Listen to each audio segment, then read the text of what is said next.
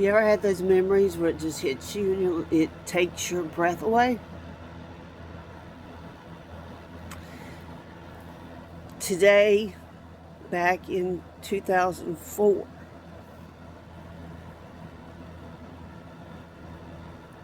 I found my mother laying off the bed, having a stroke. And my father, who had Parkinson's and Alzheimer's, in a diaper, just shaking like a 3-year-old. I knew I had to take charge, stay in control. I was in medicine then. I was in pharma, selling to biotech, to surgeons and doctors. And I went into professional mode, how you flip those hats to say. And they usually get you out of a room when they're working on people.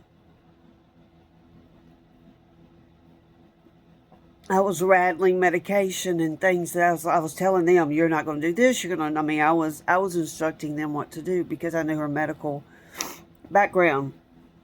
And she had actually signed a piece of paper giving me somewhat, I thought, power of attorney to make sure that they would never vent my mother, which they did, and she was vented for 5 days at St. Dominic's Hospital. My cousin was the CFO of that hospital.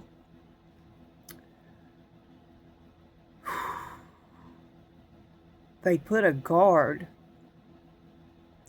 a highway patrol, in front of my mother's door. I was 257 pounds and in a wheelchair.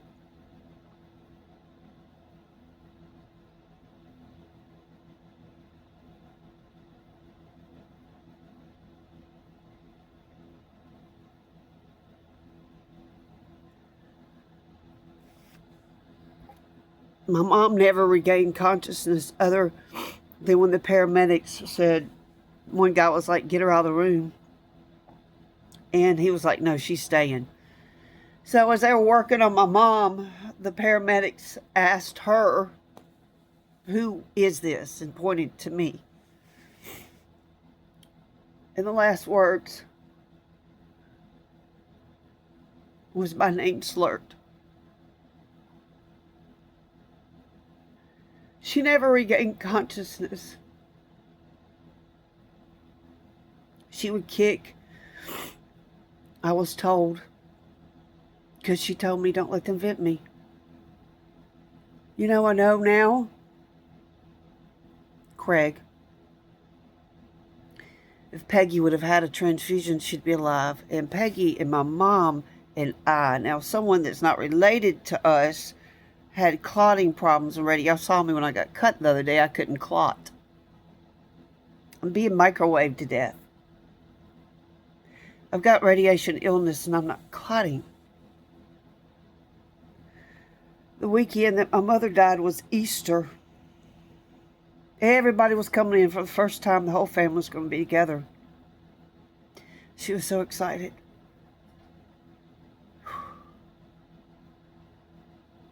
I know that my brother has a hand in trafficking me. And now I believe you killed your second wife and my mother and my father and Bob and my cousin and my best friend and the man I love. You've killed everything I love. It's what the Stargate program does, huh? Am I even your sister? We look alike. Are you my brother?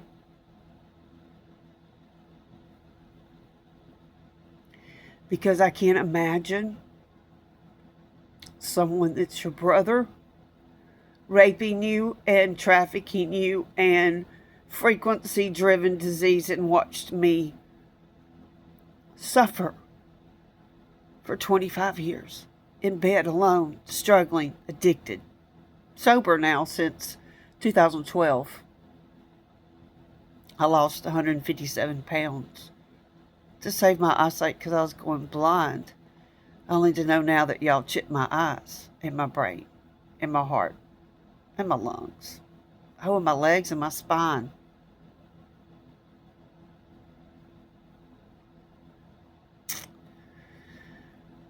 I fear God, so I'm going to trust Him with this. I'm going to go legally with this. I'd like to know how Sheriff Horton and Kristen Sherman in 2012 connected to a crab tree for 7 years is connected to your property at Independence Drive. Same year that I was hooked up to CERN. Life insurance has been taken out on me. I'm not suicidal, I'm not homicidal. I want people to know I'm being trafficked.